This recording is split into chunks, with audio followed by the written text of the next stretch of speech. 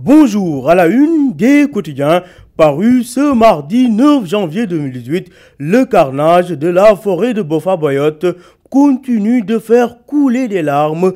L'observateur barre à sa une du jour, il pleure sur Ziguinchor. Après la tuerie, la section de recherche de la gendarmerie a installé son QG dans la capitale du Sud où règne une vive émotion dans les maisons mortuaires à l'heure de l'enterrement des morts. L'Obs qui renseigne qu'un exploitant forestier est toujours porté disparu. Depuis l'attaque, sa famille redoute son exécution. De leur côté, le collectif des cadres casamançais prêt à livrer le nom des supposés commanditaires. Toujours concernant les tirs d'armes entendus à Ziguinchor, l'armée rassure la population. Les détails pages 6, 7 et 8 de l'Obs. 48 heures après la tuerie de Bofa, l'As quotidien nous apprend que l'armée lance la grande offensive et appelle les populations au calme. Les cadres casassés, eux, sont remontés à bloc et sont prêts à démasquer les commanditaires. Seydi Gassama d'Amnesty International de dire l'État du Sénégal doit mettre fin à l'impunité en Casamance. Tout cela à lire dans l'As quotidien. Le Témoin quotidien, au lendemain de la tuerie de Bofa, renseigne à sa une que Ziguinchor est sous le choc, l'armée déroule. En effet, les populations sollicitent la protection de l'armée. Chose faite, l'armée déploie des renforts et ratisse en zone rebelle. Les cadres casamançais ne décolèrent pas et pointent du doigt la mafia des coupeurs de bois. Quoi qu'il en soit, après la barbarie en Casamance, il faut saisir sans laxisme.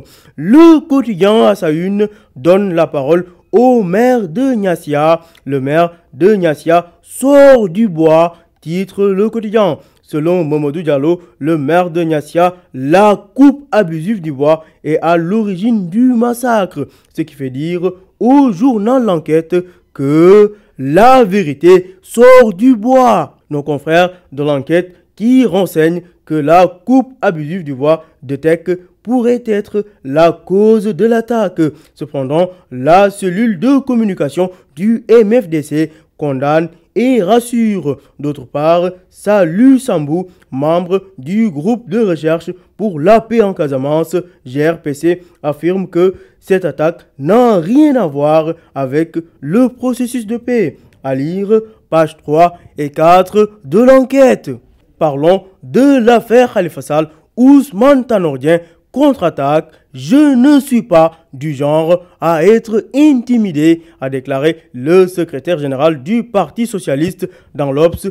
Personne ne peut m'impressionner, renchérit Tanordien dans l'As. Déclaration d'Ousmane Tanordien qui souffle le chaud. Tanor règle ses comptes. C'était à l'occasion d'une audience avec les militants du PS, section Kaffrine, qu'il recevait au siège du Parti socialiste, renseigne le Témoin quotidien. Éducation, débrayage ce mercredi et grève totale jeudi. Le QSEMS met à exécution ses menaces, nous confie le journal LAS.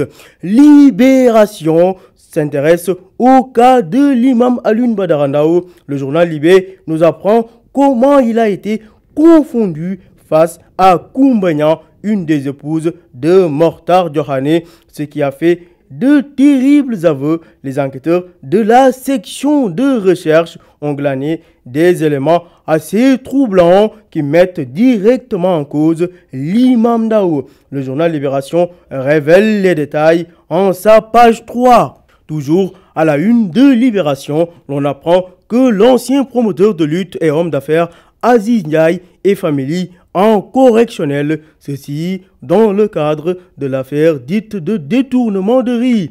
Sport pour boucler, info mercato, Crystal Palace convoite Baye Oumar Niasse d'Everton alors que Shermeng se dirige vers la Turquie selon l'Ast.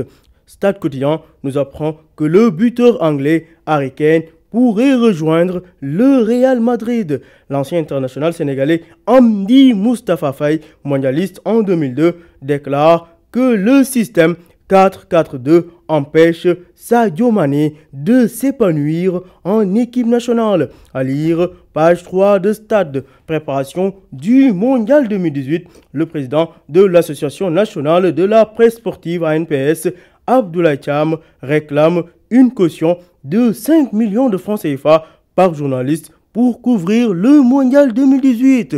À vos journaux et bonne lecture!